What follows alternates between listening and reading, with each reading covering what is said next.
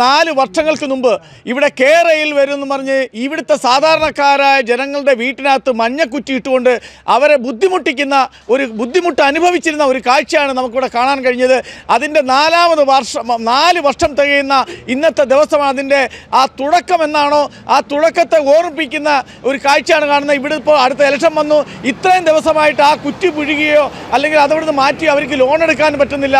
അവർക്ക് ആ വസ്തു കൊണ്ട് ഒരു പ്രയോജനം ചെയ്യാൻ പറ്റാത്ത ദുരവസ്ഥയാണ്. കേരളത്തിലെ ജനങ്ങളോട് കേരള സർക്കാർ ചെയ്ത ദ്രോഹങ്ങളിലെ പ്രധാനപ്പെട്ട ഒരു കാര്യമാണ് കേരയിൽ വരുമെന്ന് പറഞ്ഞുകൊണ്ട് ഈ സാധാരണക്കാര ജനങ്ങളുടെ വീടുകളെല്ലാം കുറ്റിയിട്ടുകൊണ്ട് അവരെ വസ്തുവിൽ താമസിക്കുന്ന ആ വീട്ടിൽ താമസിക്കുന്നവർക്ക് ഒരു പ്രയോജനമില്ലാതെ ദുരിതം അനുഭവിക്കുന്ന കാഴ്ചയുടെ 4ാമത് വർഷമാണ്. ഈ ചങ്ങനാശ്ശേരിയിലാണ് ഇത് ആദ്യമായിട്ട് കേരയിൽ സമരം തുടങ്ങിയത്.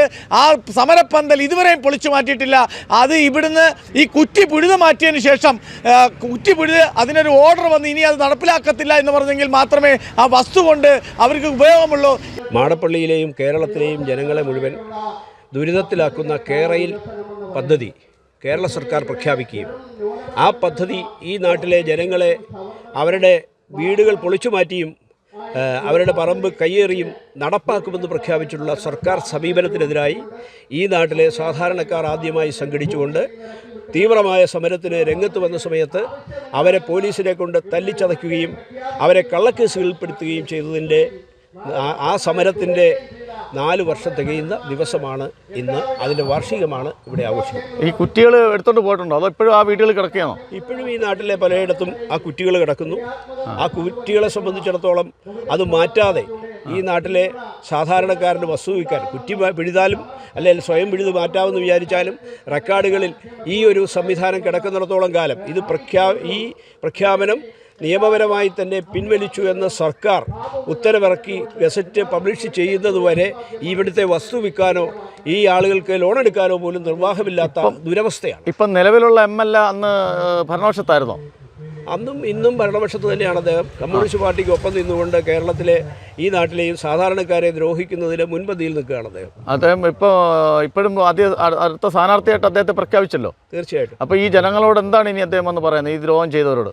ഈ ദ്രോഹം ചെയ്തവർക്ക് അതിന് പരിഹാരം കാണാതെ അവരുടെ ഈ കാര്യത്തിൽ തീരുമാനമുണ്ടാക്കാതെ അദ്ദേഹം ഈ നാട്ടിലേക്ക് കടന്നു വന്നാൽ തീർച്ചയായിട്ടും ഈ നാട്ടിലെ ജനങ്ങൾ അദ്ദേഹത്തോട് പ്രതികരിക്കും എന്നാണ് എനിക്ക്. അല്ല, ഈ പദ്ധതി ഇപ്പോൾ വേണ്ടെന്ന് വെച്ചല്ലോ, എന്നിട്ട് അവർ ഈ കുറ്റിയെടുത്ത് മാറ്റാത്ത എന്താണ്? പദ്ധതി വേണ്ടെന്ന് വെച്ചു എന്ന് അവർ പറയുകയും അതേസമയം തന്നെ കേന്ദ്ര സർക്കാരിനെ ഉപയോഗിച്ചുകൊണ്ട് വേറെ പദ്ധതി ഈ പദ്ധതി വേറെ പേര് നടത്തുമെന്നൊക്കെയാണ് അവർ അവകാശപ്പെടുന്നത്. പക്ഷേ കേന്ദ്ര സർക്കാരിൻ്റെ പ്രതിനിധി എന്നുള്ള നിലയിൽ ഞാൻ സൂചിപ്പിക്കുന്നു, കേന്ദ്ര സർക്കാർ ഈ പദ്ധതി ഈ CPM ഗവൺമെൻറ്റോ കൊണ്ടുവരുന്ന ഒരു പദ്ധതിയും അംഗീകരിക്കുന്ന പ്രശ്നമില്ലെന്ന് മാത്രമല്ല, ഇപ്പോൾ ഈ നാടിൻ്റെ റെയിൽ വികസനത്തെ സംബന്ധിച്ച് ശ്രീധരനെ അതിന് ചുമതല കൊടുക്കുകയും പ്രത്യേക ഓഫീസ് തുറക്കുകയൊക്കെ ചെയ്തിട്ടുണ്ട്. അത് സർക്കാർ പദ്ധതിയല്ല, ഈ നാട്ടിലെ ജനങ്ങളുടെ ഉപകാരപ്രദമായ പദ്ധതി രൂപീകരിക്കുന്നതിനാണ്.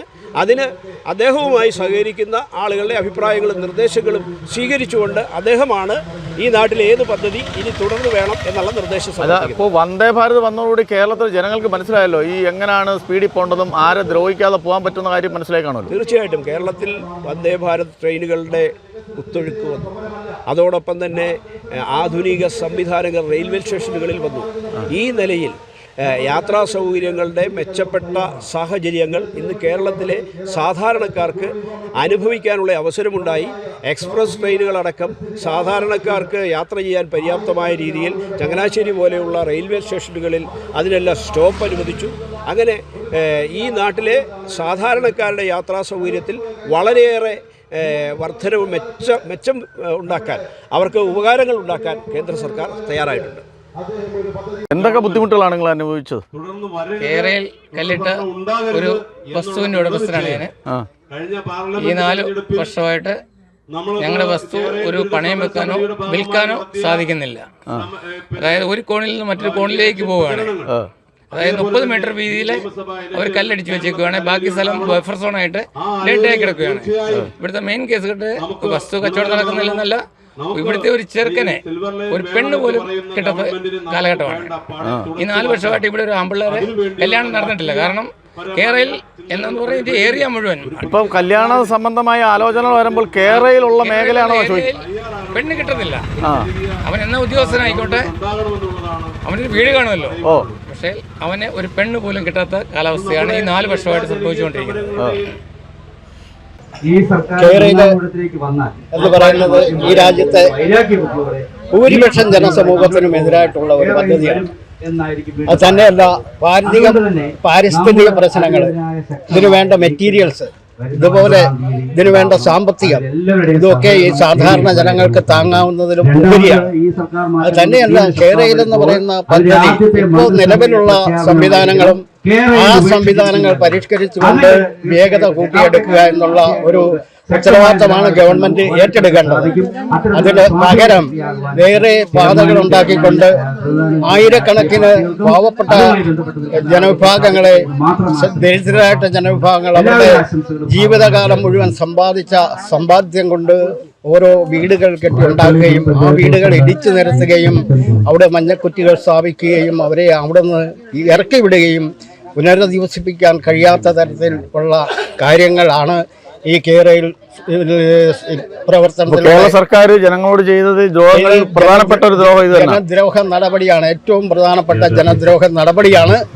ഇതിൽ നിന്ന് കേരള ഗവൺമെന്റ് പിന്തിരിയണമെന്നാണ് ഞങ്ങളുടെ അഭിപ്രായം. ഇത്തരത്തിൽ കേരള സർക്കാർ, പിണറായി സർക്കാർ കേരളത്തിലെ ജനങ്ങളോട് ചെയ്ത ദ്രോഹങ്ങളിലെ ഒരു പ്രധാനപ്പെട്ട കാര്യമാണ് കേരയിൽ എന്ന് വരുന്നത്. കേരയിൽ എന്നും പറഞ്ഞ് ഈ വീടുകളിൽ കയറി കുറ്റിയിട്ട കാഴ്ചയുടെ 4ാമത് വാർഷികമാണ് അവരിവിടെ ഉദ്ഘാടനം ചെയ്ത CR നീലകണ്ഠനാണ്. അതിനോടൊപ്പം തന്നെ ശ്രീ രാധാകൃഷ്ണ മേനോൻ അദ്ദേഹം അതിൻ്റെ ആശംസകൾ അർപ്പിച്ചുകൊണ്ടും ഇത് ജനങ്ങളുടെ ദുരിതം മാറ്റേണ്ട വേണ്ട കാര്യങ്ങൾ ചെയ്യണമെന്നും അഭ്യർത്ഥിച്ചുകൊണ്ടുമാണ് ഇവിടെ സമരപ്പന്തലിൻ്റെ ഇന്നത്തെ ഈ പ്രസംഗം അല്ലെങ്കിൽ ഇന്നത്തെ മീറ്റിംഗ് ഇവിടെ അവസാനിച്ചിരിക്കുന്നത്. കർമാ ന്യൂസ്, രാമഭദ്രൻ.